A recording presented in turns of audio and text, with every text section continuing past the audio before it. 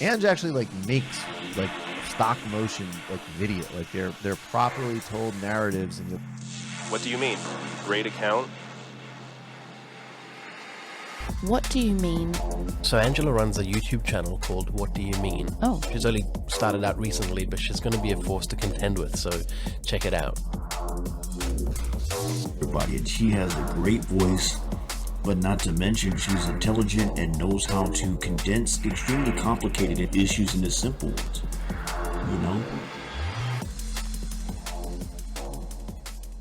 I'm back in Australia and I was itching to make a video, so I've whipped this one up. From landing in Qatar and going to the Doha airport and things I've heard from various people, I thought I'd have a little look into worker slavery and controlling people by taking their passports. And when I first searched just that, this site for Qatar came up as the first result. So it says it's illegal, but kind of does confirm my suspicions. And yeah, usually things are made illegal after they've become a problem. Yeah, see, look at this. Safekeeping, in quotation. Employers are not allowed to take their employees' passports. Most employees here in Qatar ask for their employees' passports for safekeeping. They say that it's normal for the boss to ask for their workers' passport. It serves an insurance for them to make sure that they hire someone who does not leave the country without their permission. Wow. We could understand why an employer could ask for their passports. Yeah, this no good. And now having a look at what legislation's out there to try and stop this or prevent this. So far only, of all people, is try to do something, is Theresa May in the UK put through anti-modern slavery legislation, and then obviously being England, lots of other countries and conform, but Australia, not so much. I think at best we have a committee to follow up whatever the actual department in the UK are looking into. It has a lot of things in here pointing out what corporations need to do, kind of touches on some of the effect that trade deals have had and cheap labour. It's a start. Wouldn't say it does a huge amount coming from an Australian perspective, because my country hasn't yet stepped to the plate and addressed these issues. It then also covers various things about child labour and trafficking and sex slavery, but yeah, I'll read through that more thoroughly, and there'll be other videos, because this one in particular we're going to mainly focus on a form of slavery of controlling someone by taking their documents, causing them to be stuck in one place. Now this I downloaded from Anti-Slavery Australia, and yeah, it's pretty straightforward. It says what you would want something called anti-slavery to be all about, and yeah, apparently there's around 1,500 people in Australia a victim of this, where they reckon 1 in 5 actually are known. And know the signs. This one in particular, travel or other important documents have been taken by employer or a third party. And further research got me to fairwork.gov.au, and I found my way to this bit which says paying for visa sponsorship. It is illegal for someone to ask for, receive or provide a benefit in return for a visa sponsorship or employment that requires visa sponsorship. This is called paying for a visa sponsorship. Examples of this include an employer makes someone pay them money in exchange for sponsoring them on a 457 visa, and an employer make someone pay back some of their pay each week in exchange for a visa. Alright, now some further details into how some of this goes down is some employers,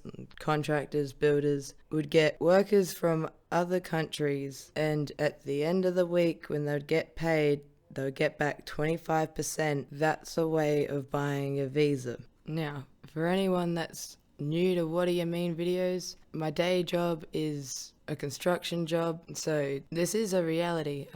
It's like a open secret. People talk about it. I've met people where it's happened to them. I know people, I have friends, I have relatives that have worked with mainly people in this sort of situation on big building sites. So that's why I decided to recycle this drawing, where if you're not new to this channel, you might recognise this as the Opal Tower in Sydney, from me expressing my concern on just the quality of buildings, because this all plays in together. Maximise the profit, cut costs everywhere, and to touch on the whole other people coming to work here and that whole bullshit, they took our jobs. And then anyone that then tries to rebuttal that with, oh, if somebody who just came here can take your job, you're probably not very good at your job. No, rubbish. And that still got very racist tones to it. If everyone has to be treated equally and paid the same, this won't be an issue all over the world. The only people that are going to take a job which you think you should have is someone who's desperate enough to do it for a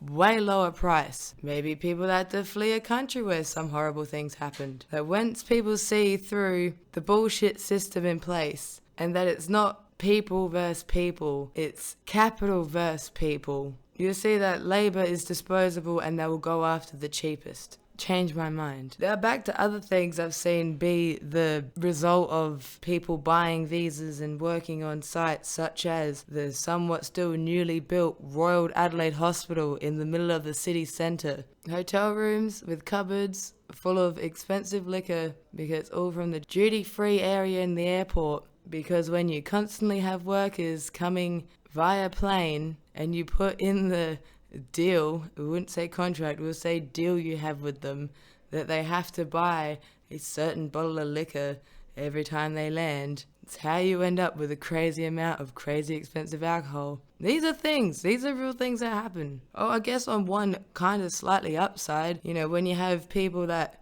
aren't correctly trained on how to do something and they're cutting, cement with a saw and the dust is going everywhere, there's dust masks for them to get. It's gonna make a huge difference. I personally haven't even been in the new hospital in Adelaide. Part of me is afraid. A, it's a hospital, don't really want to be there. B, I have not heard any good things about the construction of that building. That scares me, especially with how apartment buildings are going down in the rest of the country. I really do not put it past them to do the same sort of shit with a building as important as a fucking hospital and making videos for awareness but then taking action to try and do something to help. Here's an email I sent this morning. Good morning. I am also sending this email to the Australian Human Rights Commission, Department of Employment Skills and Small Business and Family Business, Department of Foreign Affairs and Trade, Anti-Slavery Australia, the Australian Chamber of Commerce and Industry, Australian Council of International Development, International Organisation of Migration, Law Council of Australia. No, I think there were a few more, and I've got some phone numbers down, which will be my mission later on. I feel the need to contact these departments, councils and charities. I have heard from other construction workers in South Australia that have seen or know someone that isn't from Australia have their employer, builder/contractor, take their passport and force them to work while having control over them. I have also heard about builders and contractors being involved in paying for visa sponsorship, even on sites such as the new Royal Adelaide Hospital. I hope that this is illegal. If it isn't, it should be. What can be done to find the people guilty of this and bring them to justice? What can be done to find the victims, help them and compensate them? What can be done to prevent this from happening? Thank you, signed. But yeah, for anyone that thought slavery is a thing of the past, I'm sorry, you're mistaken. It's almost as if, by these numbers, India is not far off of having the same amount of slaves as Australia has people. Thanks for watching. Like, subscribe, support on Patreon.